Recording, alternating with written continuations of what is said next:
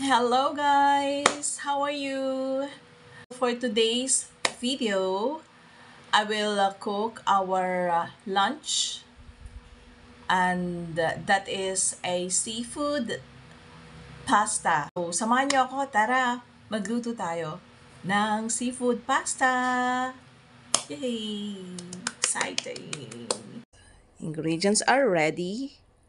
So we have fresh tomatoes, onion, and garlic, and of course the pasta. And I have here, this is fish, shrimp, and squid. So let's start cooking. We're now boiling water and wait to boil to put salt, and afterwards this pasta. Okay, water is boiling now. Let's put some salt. Okay, and then we have to put some oil. I'm using this one, olive oil. So let's put some.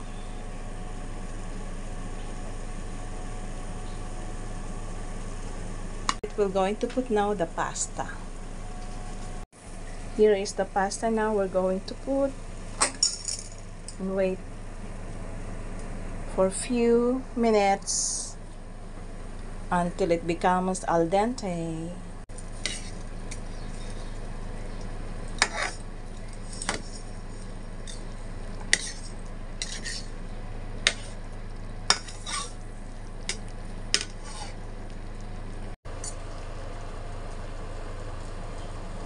Yeah, I think it's already al dente. It's already cooked because the color of the pasta, the brown is no longer distinguished. You can see it's whitish now. Let's check it.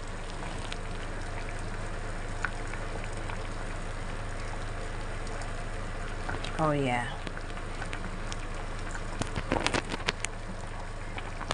It's good. We have to remove the water. There, that's how I remove the water from pasta. More water. Okay, pasta is cooked. Okay, let's start now. Kayatin na natin yung mga ingredients. Fresh tomato. I just cut it this way.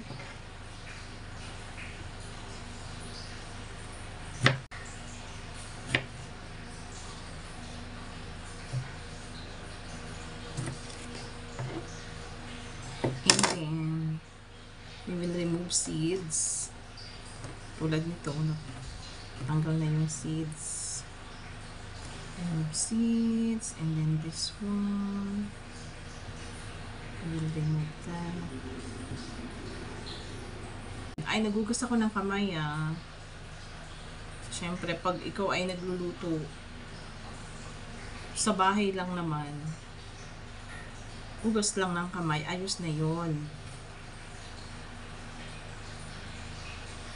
Hindi naman ito pang handaang malaki.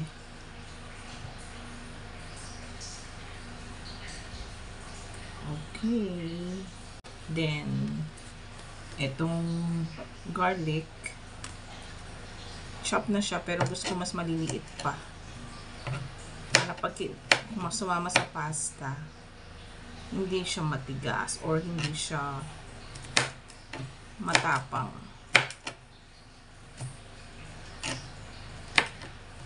And the onions.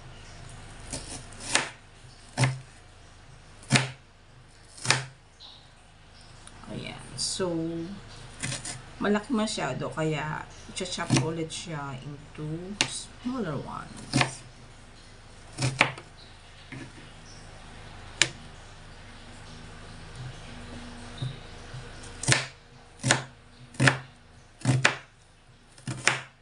Ito yung mga lutong bahay lang. Simpleng pagkain sa bahay. Okay, ready na.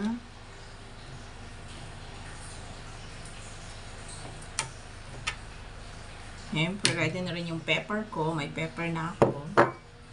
And let's start cooking na this seafood pasta sauce. It's hot already. Put some oil. Olive oil. Okay. Put my garlic first. No, I will put butter here as well.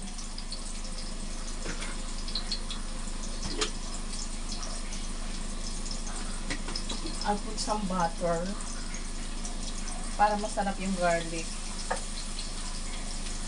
Ayan. Para umamoy agad. Ayan, maamoy na siya. Brown na siya. So, let's put the onion para makahabol siya.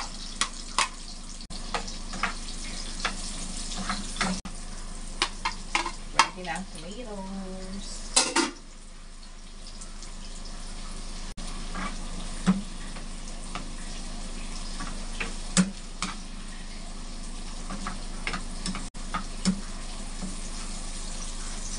Ayan guys, medyo natutunaw na yung tomatoes. Pero parang kukonti. Yan yun. Tunaw na yung ibang hinog na hinog. Meron pang mga hindi pa masyadong hinog na tomatoes, hindi pa natutunaw. Ang bango.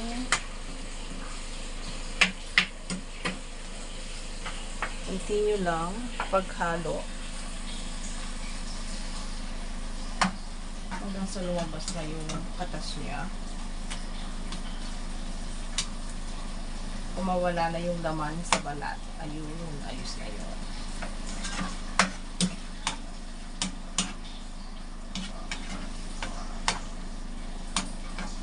Kailangan tunaw yung tomato, syempre. Hindi naman kailangan tunaw na tunaw. Kailangan makatasan.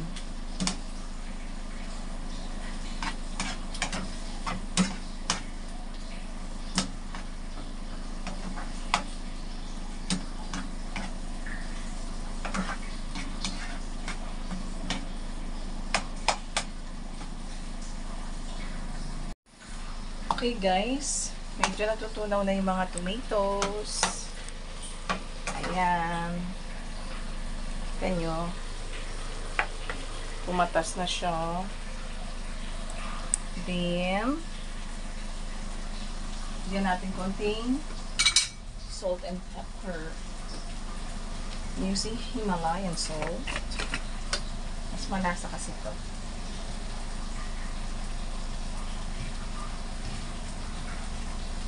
Ayan.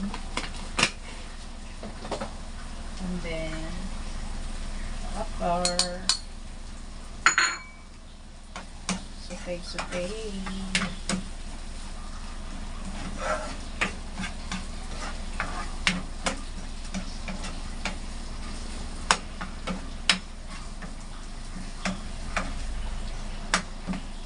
Then after that, lagay na natin yung ating mga seafoods. Inuuna ko muna yung swine. Yung ating mga nilutong. Isa lalak na shrimp, squid, and fish. Or sabay na yung shrimp. Puli ko yung fish kasi medyo luto na yung fish. Dahil pinakuloan ko siya kanina para mawala yung lansa niya. Pinakuloan ko siya sa luya. Konti lang naman siya. So, unahin muna natin sila.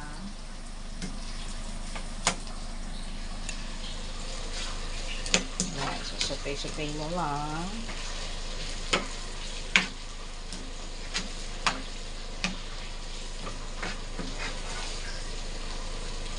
Ayan. Kailangan lumapit na yung kanyang sauce sa squid. And then, let's put some water. Para sauce talaga siya.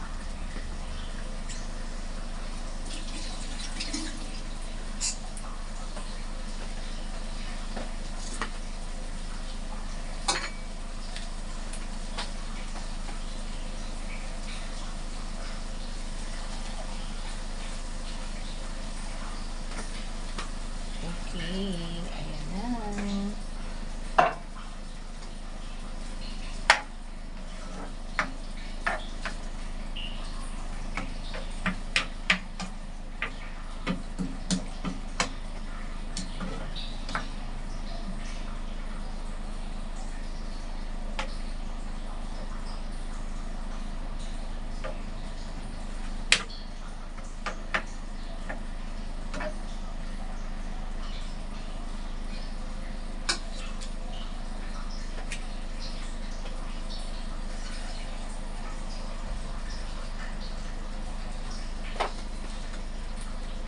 Kumukulo na. Okay guys, as you can see, nakukuluan na siya. So, malapot na. Sticky na. And then, good for sauce na. So, yan. And so, let's put na the fish. Okay, that's the fish.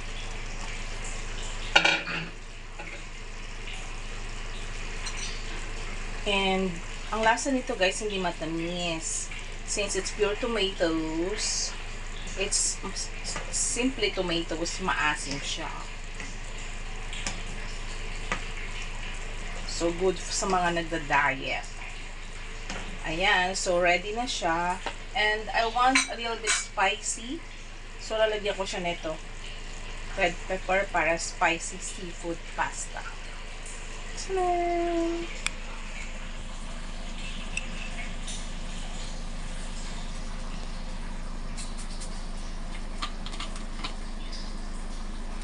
Ito ko muna lagay para hindi ko mapadami. Kasi okay na yan. Matapang to.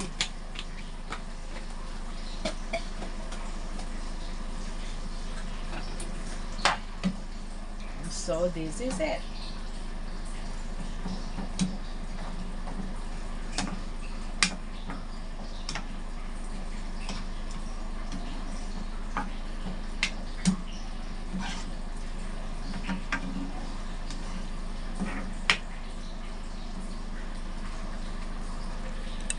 Okay, ready na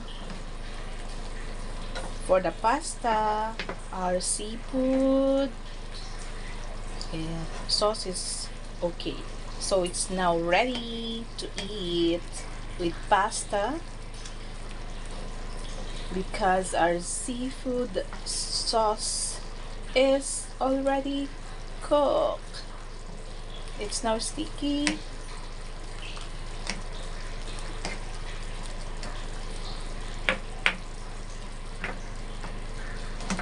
Okay, let's eat. Okay guys, ito na yung pasta na niluto natin kanina at ito yung seafood pasta sauce. Mainit pa, so mas masarap kainin while it's hot. So, let's now give the verdict for this. So we have here the pasta. Bon appetit! Let's eat and taste it.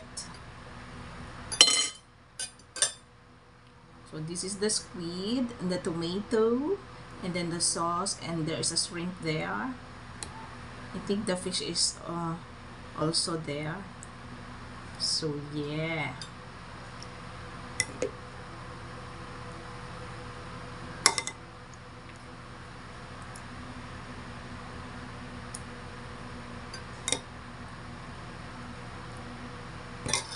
Okay, and let's go and taste it.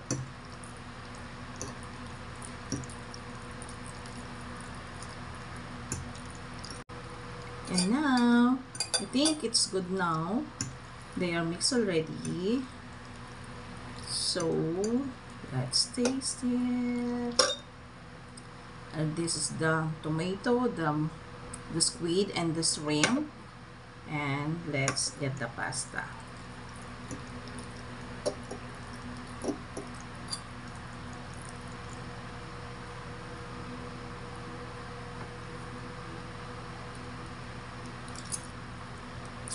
Mmm. Mmm.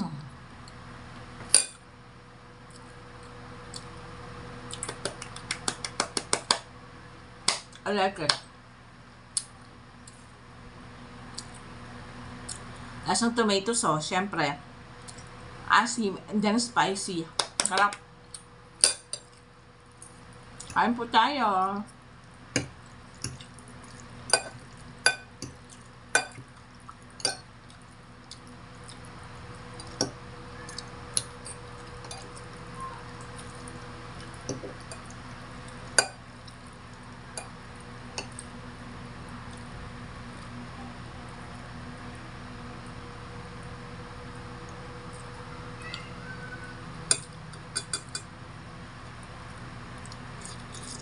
Mmm.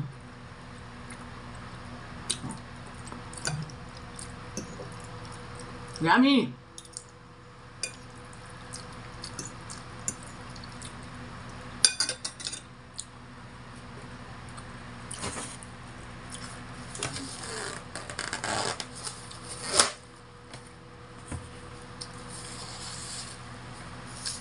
So, guys, ganun lang kabilis at kadali gumawa ng seafood pasta. Try nyo na. Own recipe ko to. Own recipe ko to. This is my own recipe. There's still lots missing here. Like parsley and a lot more compared to other seafood pasta that you can see in YouTube or in a restaurant. But this is enough for me to be my lunch, snack, and dinner. One day pasta. One day seafood pasta. Yahoo! Thank you so much, guys. Ubusin ko na to. At ito na lang yung natira. Baka ubusin ko na rin. Since ako lang naman yung kakain nito dahil the people here are all working outside. So, pamaya pa sila dadating. Lutuin ko na lang. Ano kung gusto nila, magluluto ulit ako later. So guys, thank you so much for joining me sa pagluto ng seafood pasta. And see you all, guys. Take care. God bless. Bye. By the way, please don't forget to click the like button, subscribe, and comment down below. Thank you. Bye. God bless you all.